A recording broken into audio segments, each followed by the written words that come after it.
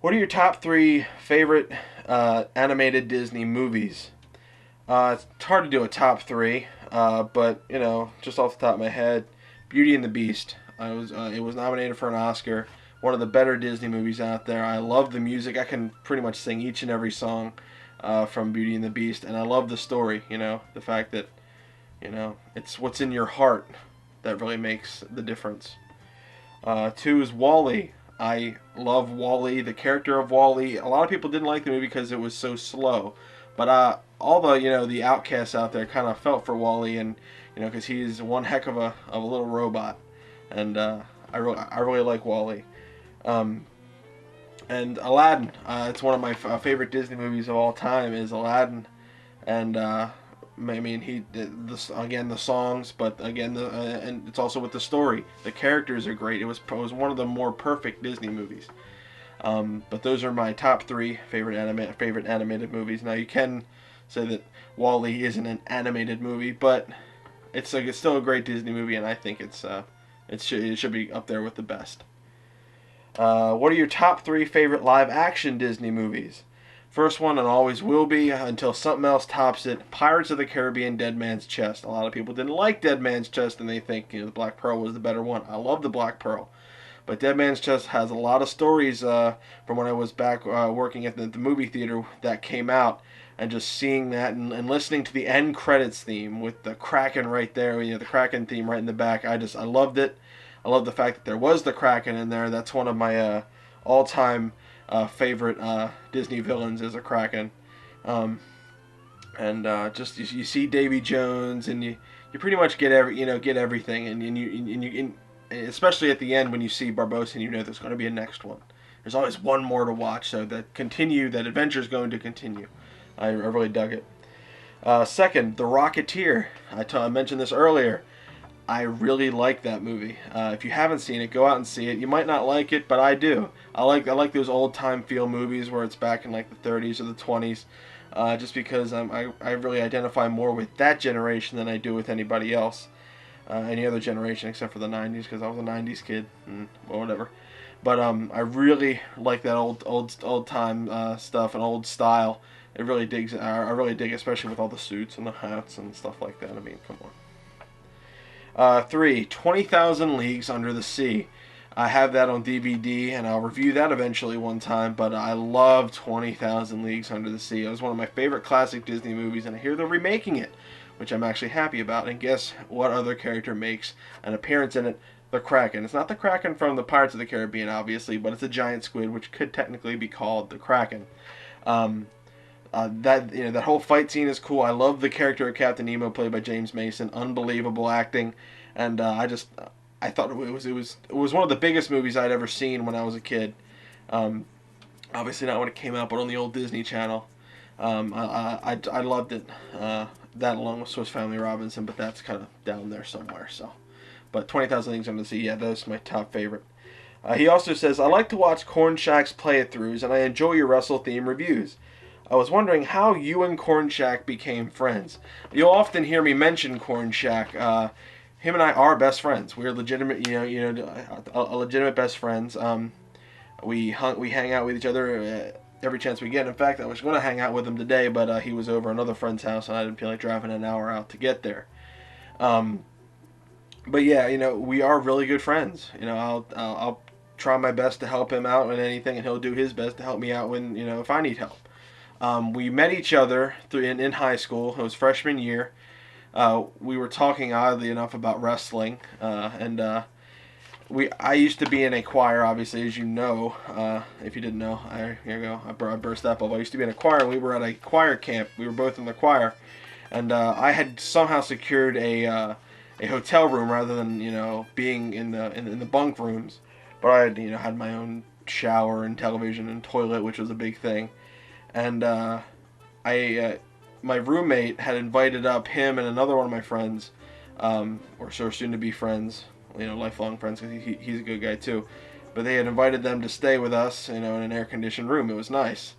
So that's where we met, and we struck up a friendship by talking about wrestling, because I was big into professional wrestling back when I was a kid, and we were talking about You know, that started a friendship, man. That started a friendship, and you know, we pretty much hung out with each other after that. So, had each other's backs all the way through high school, and even to this day, you know, we're growing apart, but I think we'll still be friends no matter what. You know, we each do our own different thing, but when it comes for it, if I need him, he'll help me, and if he needs me, I'll help him no matter what. So, check out Corn Shack's page. He does some great, awesome video game playthroughs. If you don't know what they are, check it out. Corn Shack Gaming, and just punch that into YouTube, and you'll really see he's more popular than I am. Let me tell you.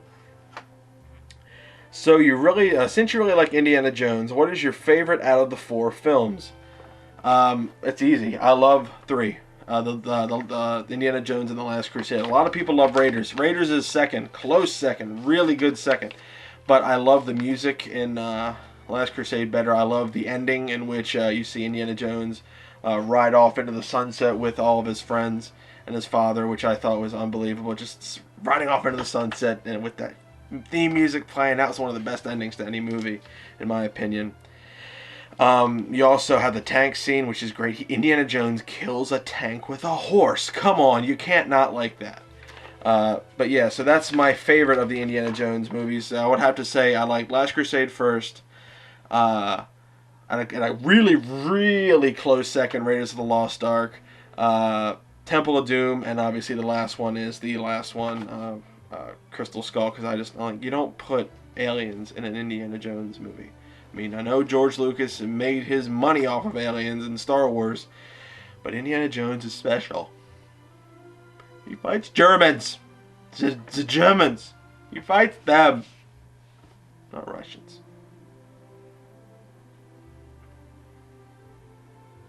Anywho, moving on. What are your top favorite Disney attractions, or Disney World attractions? This is by Nano007. My top favorite Disney attractions are the Carousel of Progress. That is a classic, great ride. I have to hit it each and every time. Pirates of the Caribbean, another classic, great ride. I have to hit it each and every time. Plus, I'm a big Pirates of the Caribbean fan. I'm, in fact, dressing up as a pirate for the Pirates Weekend at the Maryland Renaissance Festival. I will be there. You might not recognize me, but if you do, if you're there, I'll say hi. Soarin', another great Disney ride out. That instantly became one of my favorites after getting on it.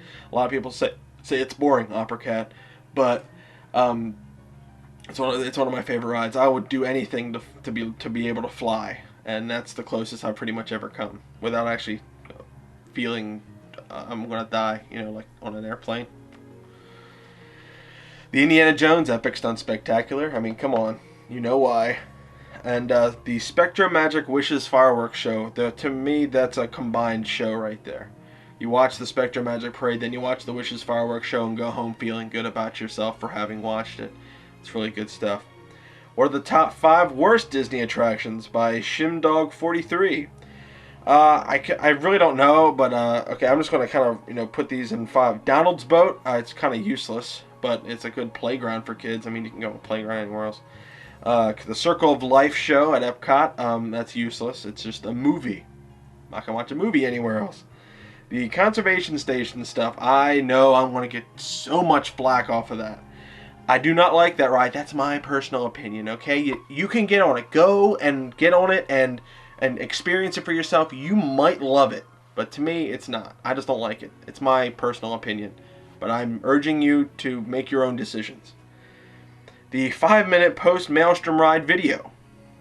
That was the worst 5 minutes I'd ever, actually it was kind of awesome because it was so bad, but it was so good because of the awesome, like, early 90s hair and acid wash jeans. Good stuff. And Sounds Dangerous at Disney's Hollywood Studios. I think that's kind of one of the more worthless rides in Disney World. Wow. A 3-part thing. Woo! When are you going to Disneyland, the one in California? Well, I'll be going to Disneyland in late March to early April. Chances are March around 26th to April 2nd. If any of you want to see me there or meet me there, just let me know on YouTube, and I'll try to set up something that we can actually hang out, maybe have lunch or something. I'd love to meet you guys.